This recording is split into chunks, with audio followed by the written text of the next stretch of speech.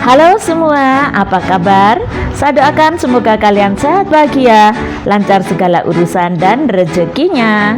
Kali ini kami akan jalan-jalan dari Jalan Raya Mauspati Magetan menuju Ngawi, kemudian Bojonegoro dan lanjut ke Kota Cepu, Blora, Jawa Tengah, Indonesia. Ada hal menarik apa saja di sepanjang perjalanan ini? Saksikan terus video kami hingga selesai, semoga bermanfaat. Selamat menonton.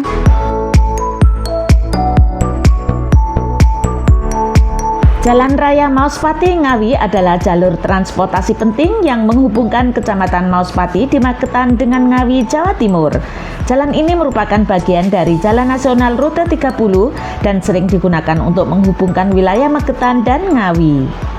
Kabupaten Ngawi merupakan salah satu gerbang Jawa Timur karena letaknya di ujung barat dan berbatasan langsung dengan Jawa Tengah. Nama kabupaten ini diambil dari tumbuhan bambu yang disebut awi dan diberi imbuhan depan sehingga bernama Ngawi. Letaknya yang strategis dekat dengan Bengawan Solo dan terdapat persimpangan ke Bengawan Madiun, menjadikan Ngawi sejak zaman dahulu menjadi pusat kehidupan manusia. Selain itu, roda ekonomi juga berputar di kabupaten ini saat masa kolonial. Kota Ngawi makin bersejarah dengan ditemukannya fosil purba. 1 juta tahun yang lalu, Trinil adalah kawasan di lembah Bengawan Solo yang menjadi pusat kehidupan zaman purba Pleistosen Tengah. Saat ini nama Trinil dijadikan nama museum di Desa Kawu, Kecamatan Kedung Galar, Ngawi yang menyimpan banyak jejak sejarah zaman purba.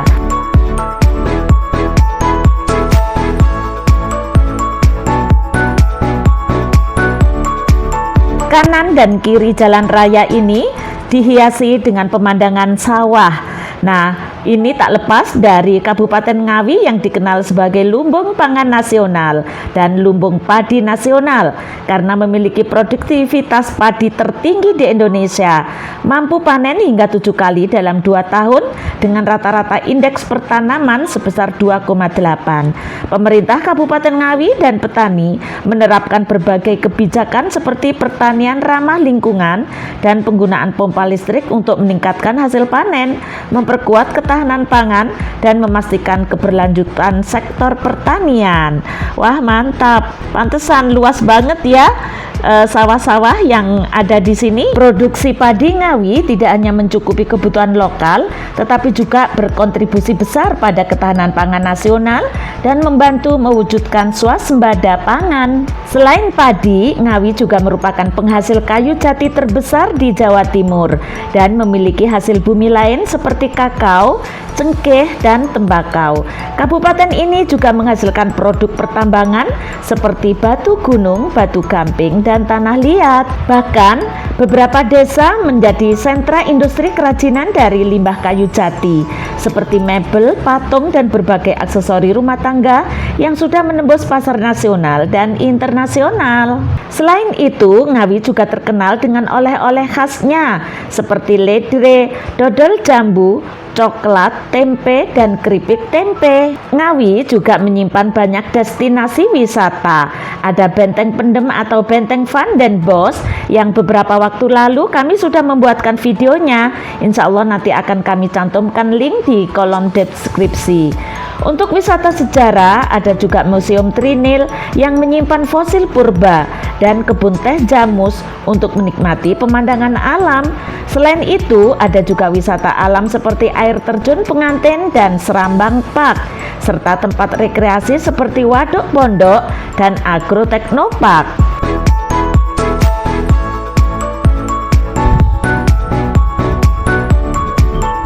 Oke teman-teman, kita sudah berada di Jalan Teguh Umar Barat. Depan kita sudah tampak Tugu Kartonyono. Tugu Kartonyono ini ternyata bentuknya seperti ini teman-teman. Jadi ada gading yang disanggah. Hari ini kota Ngawi terasa sangat hangat. Kota Ngawinya hangat. Saat ini baru menunjukkan pukul 10 waktu Indonesia bagian barat. Ini Tugu Kartonyono. Kota Ngawi, Jawa Timur, Indonesia. Nah teman-teman, kalian pasti sudah tahu di depan kita ini adalah ikon yang sangat cantik di Kota Ngawi, yaitu Tugu Kartonyono. Kartonyono sendiri merupakan nama lurah yang menjadi nama perempatan di Ngawi. Lalu nama perempatan itu abadi dengan lagu Denny Caknan yang berjudul Kartonyono Medhot Janji. Dan tak jauh dari sini ada alun-alun Ngawi yang selalu buka 24 jam. Siapapun boleh berwisata di alun-alun Ngawi dengan gratis ya. Sebagai salah satu alun-alun terbesar di Jawa Timur, alun-alun Kabupaten Ngawi menonjol bukan karena ukurannya, tapi juga karena fungsi dan desainnya yang terintegrasi.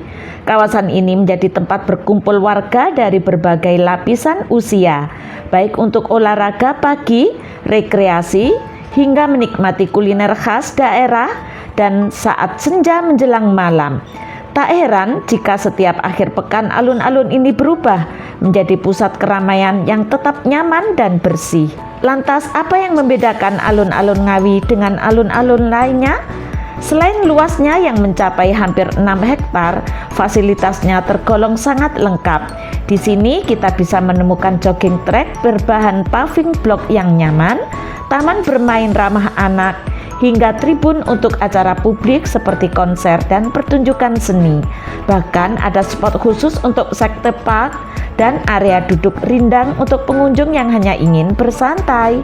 Keunikan lainnya terletak pada penataan ruang yang memperhatikan unsur estetika dan budaya. Di sisi barat alun-alun berdiri Masjid Agung Baitur Rahman. Bangunan megah dengan desain modern minimalis menjadi tempat ibadah sekaligus penyujuk visual. Sementara di sisi timur, kita bisa melihat bangunan bergaya kolonial yang merupakan kantor pemerintah Kabupaten Ngawi. Kombinasi arsitektur ini memperkuat kesan bahwa alun-alun ini adalah tempat pertemuan antara masa lalu dan masa kini.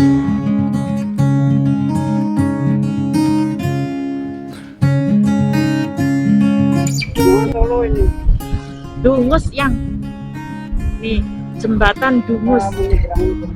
Nah ini Bengawan Solo yang melintas di Kota Ngawi. Ini juga melintas di pinggirnya Benteng Van den Bosch karena memang digunakan untuk mengangkut rempah-rempah atau hasil perkebunan seperti cengkeh, tembakau, dan rempah-rempah yang lain.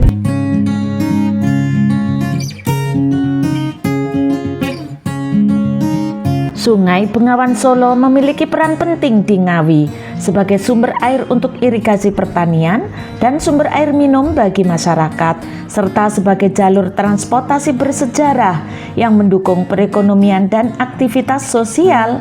Selain itu, sungai ini menjadi lokasi penting untuk wisata sejarah dan memiliki potensi untuk pariwisata. Sungai ini juga menyimpan sejarah panjang peradaban manusia sejak zaman prasejarah, seperti penemuan fosil purbakala di Ngawi. Sejak masa Majapahit, sungai ini telah menjadi jalur utama aktivitas ekonomi dan perdagangan. Lokasi sungai yang strategis dekat dengan benteng pendem atau benteng Van den Bosch menjadikan area ini memiliki potensi wisata sejarah dan alam yang menarik.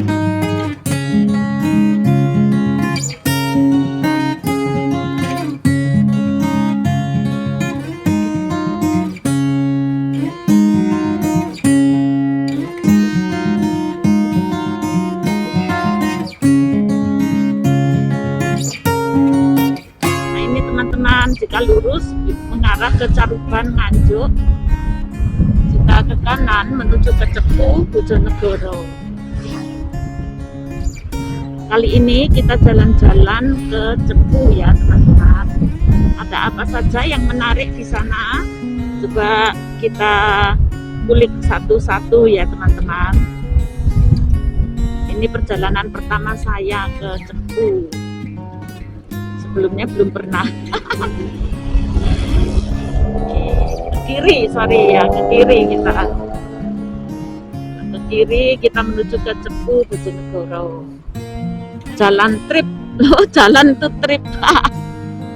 Jalan ya trip ya, jalan trip.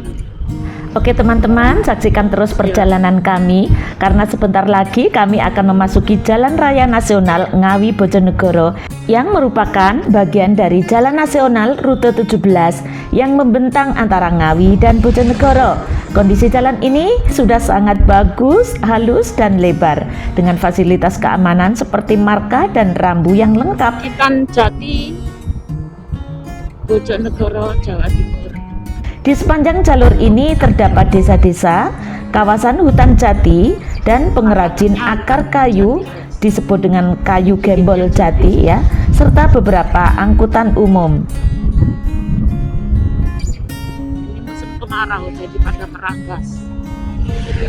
Tapi eksotiknya hutan jati itu kayak gini. Kalau pas musim hujan malah nggak kelihatan pohonnya ya, malah gelap. Nah, kalau ini kan kelihatan bukit-bukitnya. Cantik, subhanallah. Sepanjang mata memandang hutan jati guys, kanan kiri.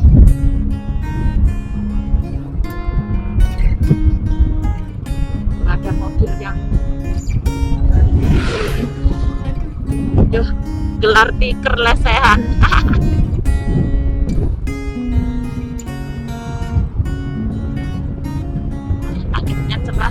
Matahari. Saat ini pukul setengah 11 siang waktu Indonesia bagian barat.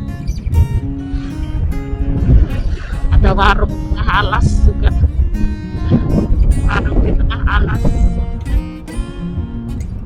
Ini rest area. Wow, area guys, warung-warung. Yang membuat jalan ini makin menarik adalah terdapat kawasan hutan dan tanjakan dengan tikungan terkenal yang disebut dengan Alas Watu Jago. Jalannya lebar dan mulus, tapi kalau malam kagak gelap ya.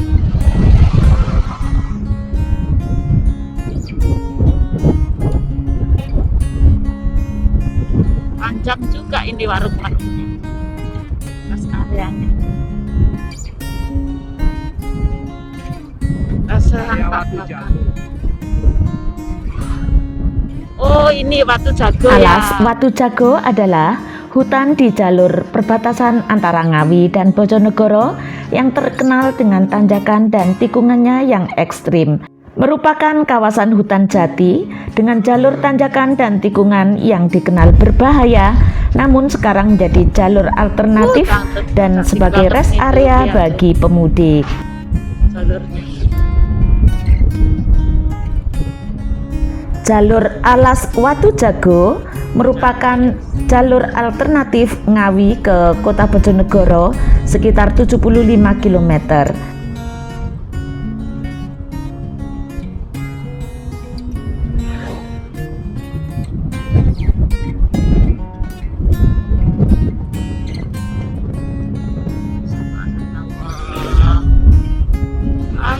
Bener surganya touringers ini yang di sini ya. Bukit-bukitnya kelihatan guys. Wah, subhanallah. Di samping kanan kita. Jalur alternatif ini juga menghubungkan ke sejumlah wilayah di daerah jalur tengah yang meliputi Cepu, Kabupaten Blora, Jawa Tengah, dan Kabupaten Tuban, Jawa Timur. Allahu Akbar. Subhanallah. Wow. Subhanallah. Wah, depan kita juga bukit-bukit. Kanan dan kiri kita bukit-bukit. Allahu Akbar. Ini banyak sumber minyak nih guys, daerah minyak bumi ya, daerah Bojonegoro, Cepu ini sepanjang ini. Memang kelihatan gersang. Tuh, itu aja bukit-bukitnya juga seperti Bukit Cadas gitu ya. Bukit Kapur. Tapi ternyata kandungan minyak buminya banyak. Tuh, seperti ini guys kondisinya. Bagian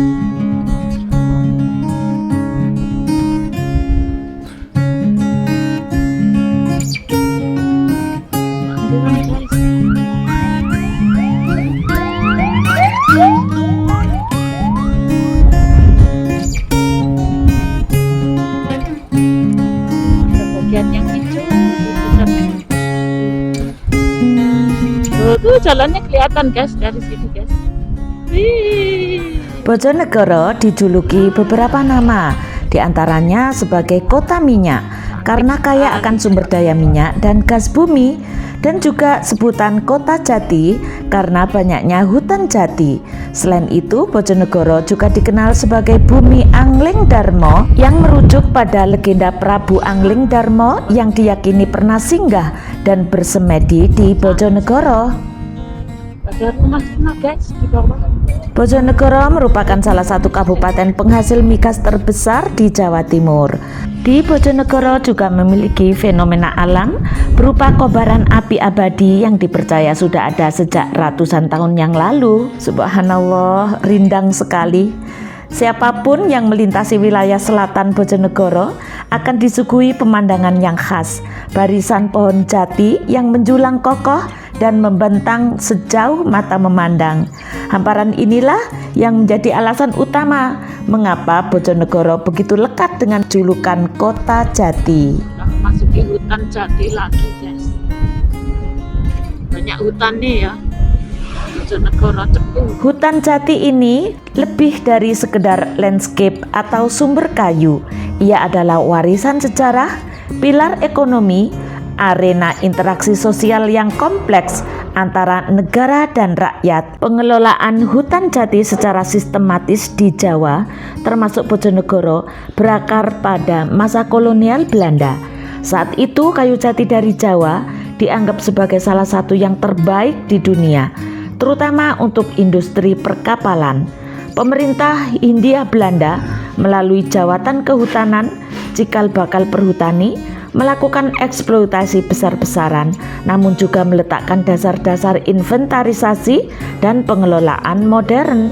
Setelah kemerdekaan, pengelolaan ini dilanjutkan oleh pemerintah Indonesia melalui perhutani dengan fokus yang bergeser dari sekedar eksploitasi menjadi pengelolaan yang bertujuan untuk manfaat ekologi, sosial, dan ekonomi.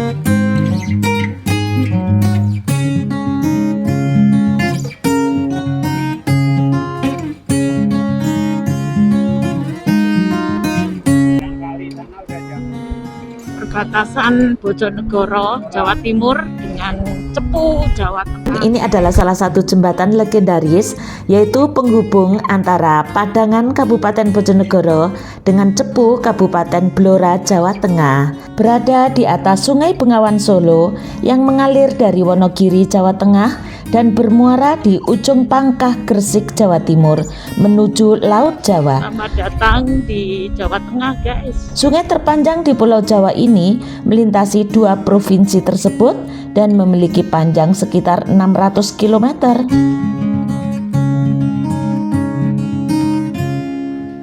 Di ujung timur Provinsi Jawa Tengah dan berbatasan dengan wilayah Provinsi Jawa Timur terdapat kota kecil yang bernama Cepu. Meski kini hanya berstatus sebagai kota kecamatan dalam wilayah Kabupaten Blora, sejarah telah mencatat bahwa Cepu pernah menjadi kota strategis bertaraf nasional di masa lalu, yakni sebagai pusat industri perminyakan, perkereta-apian, dan kehutanan pada masa kolonial Belanda hingga awal kemerdekaan. Jejak kejayaan masa lalu itu masih bisa dilihat hingga kini. Stasiun Cepu misalnya menjadi salah satu simpul kereta api penting yang menghubungkan Jawa Tengah dan Jawa Timur. Dulu stasiun ini sibuk dengan lalu lintas pengangkutan minyak dan kayu jati, dua komoditas unggulan Cepu. Heritage Lokomotor yang masih beroperasi hari ini adalah saksi bisu kejayaan jalur kereta khusus untuk hasil hutan jati bumi di era kolonial. Cepu juga dikenal sebagai kota minyak. Pada awal abad ke-20, perusahaan Belanda BPM atau cikal bakal Royal Dutch Shell menemukan dan mengeksploitasi sumber minyak bumi di kawasan Ledok dan Nglobo. Hari ini kegiatan eksplorasi minyak masih berlangsung bahkan skala nasional dengan keberadaan blok Cepu yang dioperasikan oleh ExxonMobil dan Pertamina. Tak heran jika pada masa itu berbagai fasilitas publik kelas 1 hadir di Cepu, dari terminal dan stasiun kelas A, pendidikan perminyakan nasional seperti Akademi Minyak dan Gas atau Akamigas, perbankan, rumah sakit, hingga sekolah kehutanan tertua.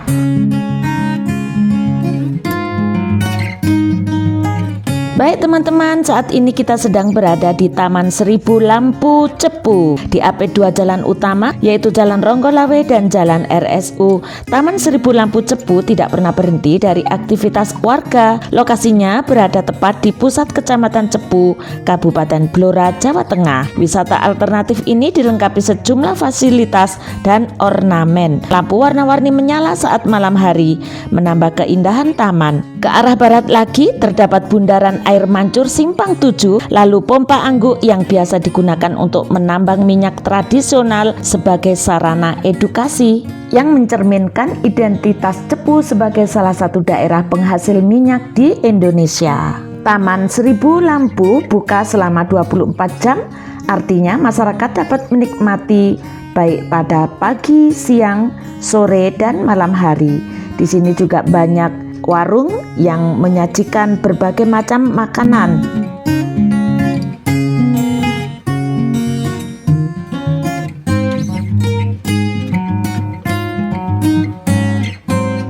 Oke teman-teman, di daerah Cepu ini ada makanan khas yaitu ikan jendil.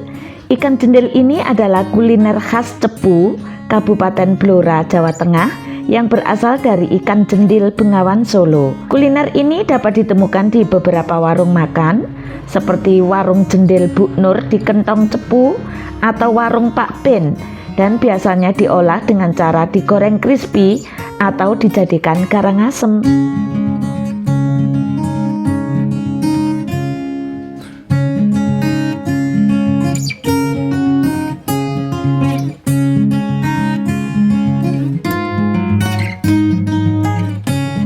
Mumpung kita sedang berada di kota Cepu, alangkah baiknya kita incip-incip dulu ya ikan jendil. Nah, sepengetahuan kami, ikan jendil itu adalah ikan patin. Nah, ternyata bukan guys. Setelah kami browsing, ikan patin dan ikan jendil itu berbeda ya. Namun ikan jendil adalah sejenis ikan patin lokal yang hidup di sungai seperti Bengawan Solo.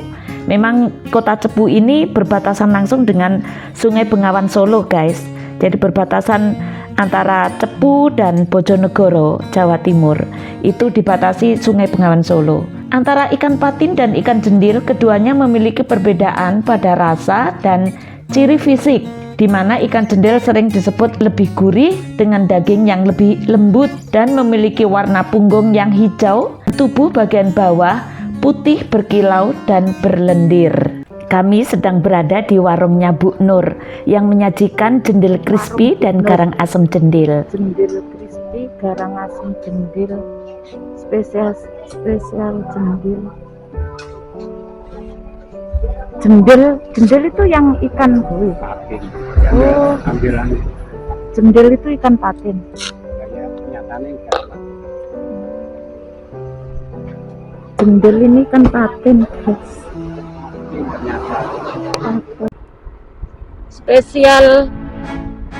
Spesial ikan patin.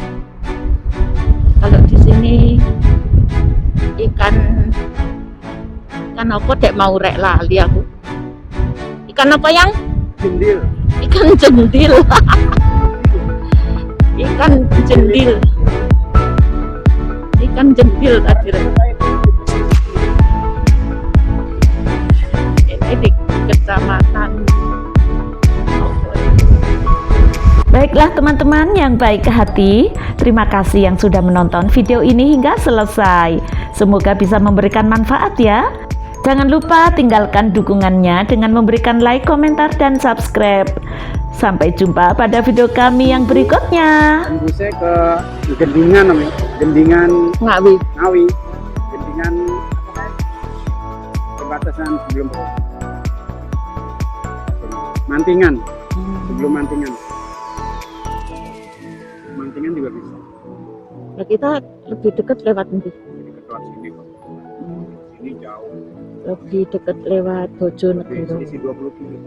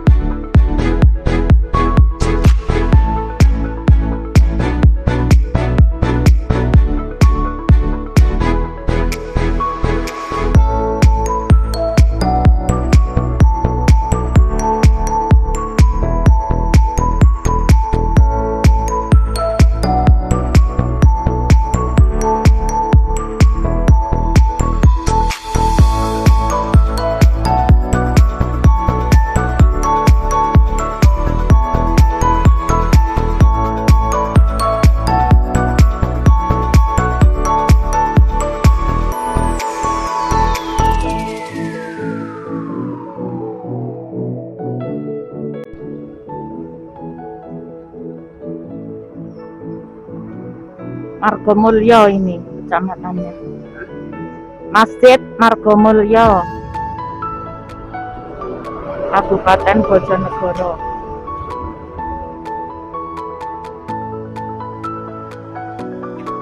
Jam 3 guys. Perut tetek sampai kerasa adem ya. Baru minum. Masjid besar Al-Ikhlas. Tulisannya udah merata loh.